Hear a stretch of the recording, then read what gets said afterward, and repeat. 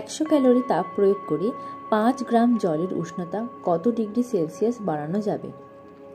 প্রথমে 100 ক্যালোরিকে জুলে কনভার্ট করব। তার জন্য 4.184 দিয়ে গুণ করব। গুণ করলে আসছে 418.4 জুল। তাপ পরিমাপের সূত্র Q সমান ms ডেল্টা টি।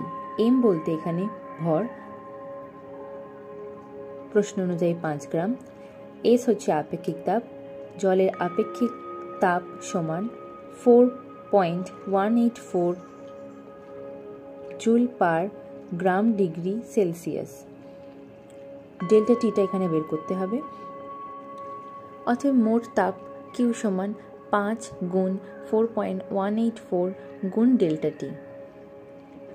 আবার টোটাল তাপ সমান 418.4, অতএব 418.4 equal to 5 into 4.184 into delta T.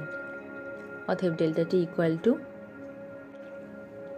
418.4 by 5 into 4.184।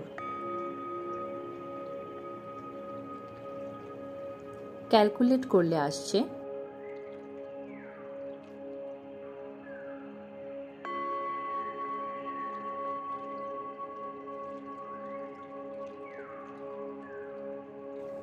20 degree Celsius, অতএব উষ্ণতা 20 ডিগ্রি সেলসিয়াস পর্যন্ত বাড়ানো যাবে।